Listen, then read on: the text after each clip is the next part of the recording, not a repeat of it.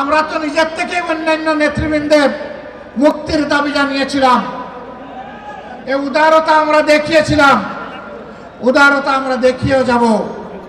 কিন্তু আজহারুল ইসলাম সাহেব কবে মুক্তি হবেন সুস্পষ্টভাবে জানতে চাই সরকারের কাছে।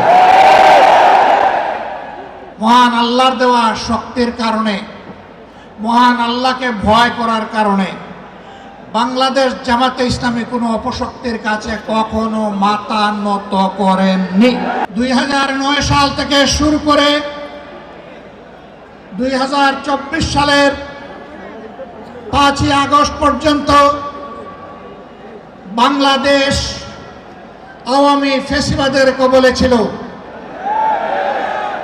ফ্যাসিবাদ প্রতিপক্ষ সংগঠন হিসাবে তার প্রথম হিংস্র থাবাটি বিস্তার করেছিল বাংলাদেশ জামাতে ইসলামের উপর। সকল শীর্ষ নেতৃবৃন্দকে এক এক করে তারা বন্দী করেছিল। প্রথম দফা বন্দী হওয়ার পর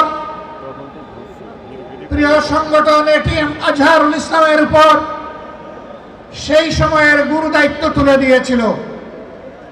ভারপ্রাপ্ত সেক্রেটারি জেনারেল হিসাবে সংগঠনকে তিনি নেতৃত্ব দিচ্ছিলেন। পথের কাঁটা সরানোর জন্য বাকিদের ধারাবাহিকতায় ষড়যন্ত্র অব্যাহত রেখে তাকেও গ্রেফতার করা হলো। আমরা তো নিজের থেকে অন্যান্য নেতৃবৃন্দের মুক্তির দাবি জানিয়েছিলাম, এই উদারতা আমরা দেখিয়েছিলাম, উদারতা আমরা দেখিয়েও যাব। কিন্তু আজহারুল ইসলাম সাহেব কবে মুক্তি হবেন সুস্পষ্টভাবে জানতে চাই সরকারের কাছে। এক এক করে বাকি মজলুমদেরকে যেভাবে মুক্তি দিয়েছেন, সর্বশেষ মজলুমটাকেও দেশবাসীর বুকে মুক্তি দিয়ে ফিরিয়ে দিন। তার জীবনের যে 13টি বছর হারিয়ে গেল, এগুলা কেউ ফিরিয়ে দিতে পারবেন না। আর 13টি মিনিট তিনি জেলের ভিতরে থাকুন, আমরা তা চাই না। আমরা ভদ্র, কিন্তু আমরা বোকা নই।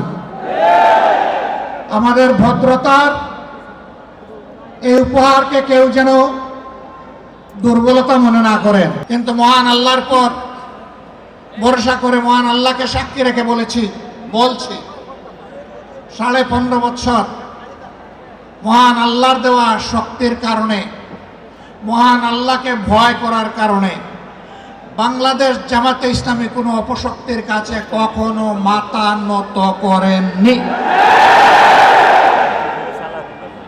জীবন দিয়েছে, আপুস করেনি। বহু আপুসের প্রস্তাব আমাদের কাছেও এসেছিল। ফাঁসির কাস্টে নেতৃবৃন্দকে পাঠিয়ে দেওয়ার আগে জনে জনে দফায় দফায় প্রস্তাব এসেছিল। বাংলাদেশের জনগণ জানে, জীবিত অবস্থায় আল্লাহর সেই নেক বান্দারা, বাংলাদেশের বীর সন্তানেরা, তারা ওই সমস্ত প্রস্তাবগুলোকে পায়ের তলে ফেলে দিয়েছিলেন। আমরা তাদের উত্তরসূরি। সুতরাং মেহরবানি করে আমাদের আর ধৈর্যের পরীক্ষা দিবেন না। দিবেন তো জালিম সরকার কেড়ে নিয়েছিল, সেই জুলুম আপনারাও কি আমাদের উপরে করবেন? এই জন্য কি হাজার জনতা জীবন দিয়েছে, হাজার হাজার মানুষ পঙ্গুত্ব বরণ করেছে আবারও সেই বৈষম্য দেখার জন্য? আমরা বাংলাদেশের মাটিতে আর কোনো বৈষম্যকে বরদাস্ত করব না।